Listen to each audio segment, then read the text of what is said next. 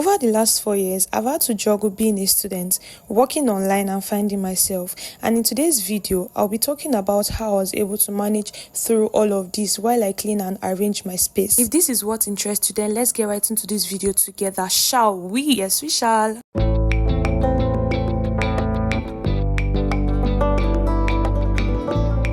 Now you are here, I'm going to be sharing with you 4 tips I did that really helped me. But before then, I'm going to be telling you a very, very interesting story. My name is Miracle. Just in case you don't know, I am currently 20 years old and I am already serving Nigeria. Yes, I am a core member serving Nigeria already. I got into the university at the age of 16 and there's been this desire to be independent, even right from when I was very little. So what do I mean? When I was very little, there were businesses I was doing. I think as at 8 years old, I was making beads. I was just making these things to keep myself alive. But then somebody saw my work as her then, and she was like, oh, she liked this, and then she bought it for her child. Me looking back at it now, I feel like there's been this urge of business and doing something inside of me, like while growing up. Now you're wondering why I'm telling you this, just follow along.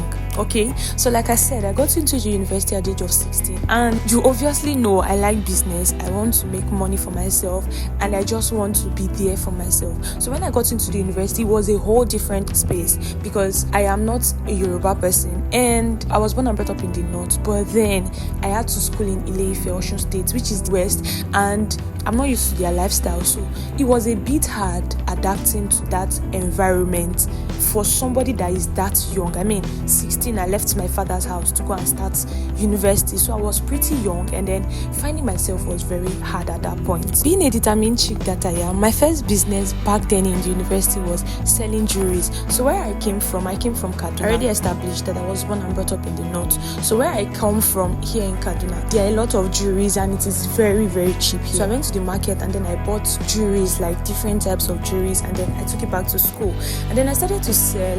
I was very, very timid and very, very shy. Did I add that? I was very timid and shy. So I started to sell my stuff. I'll add maybe 200 and 300 naira then to just sell my stuff, and it was making sense. But then it was not enough. Like, I have big dreams and then I want to do so much for myself. That was basically how I spent my 100 level. So when I entered 200 level, I learned about affiliate marketing, and then I was like, okay, this thing is making people, it's bringing out the good in people, and it is changing the lives of people. So then I said I was going to give it a try. I was in 200 level, and as at then I was 17 years old. So I took affiliate marketing serious, and then that was like my first online business ever. Starting out, it was not really easy, but then by the grace of God, I was able to continue and all of that.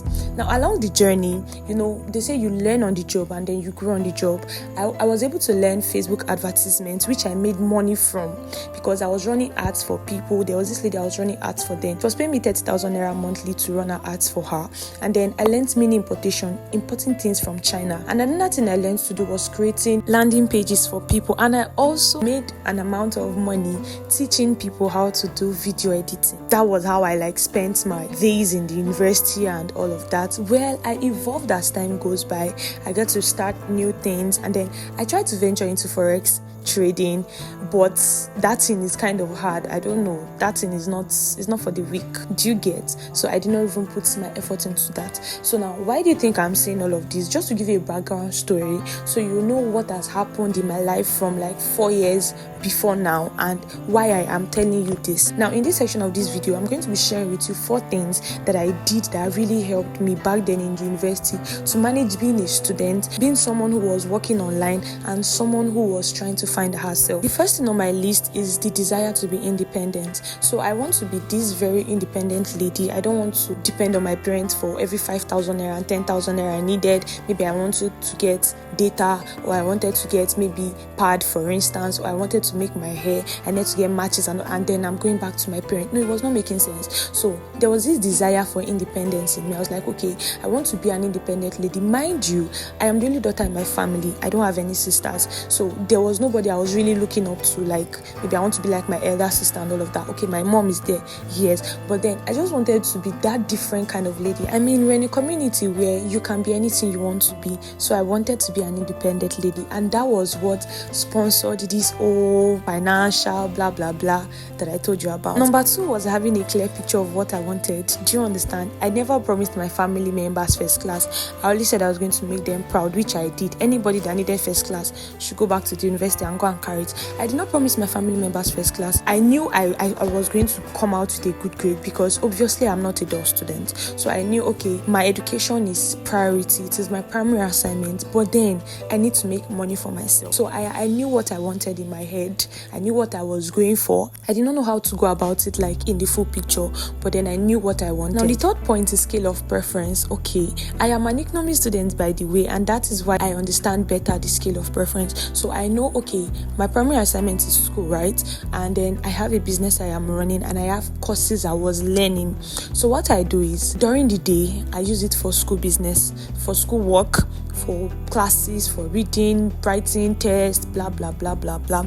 And then when it was evening time, because I know I am very very productive at the evening times, then that is the time I used to like run my businesses most times and then focus on the courses I was learning. Because like I said, I learned Facebook advertisements and then I learned mini importation, I learned how to create landing pages. So all of these things were the things I learned during my leisure time. Do you understand? Like those were the things I was doing during my leisure, not like I was going to one person's room to go and do all these frivolities and all of that. I'm not saying it's bad, but this was what I did back then in school. The fourth one was time management. I am a kind of person that have a lot of things to work with and then I have to manage my time. So as at so time, I know this is what I should be doing, and at the next time this is what I should be doing. So I try to plan myself. Okay, I'm going to class by 8 a.m. and then I'll be back by 2 p.m. By 2 p.m. I'm going to take a shower, I'm going to rest. Another thing I did that really helped me was making sure I read my book every day. Okay, there could be times where I did not read my books like every day,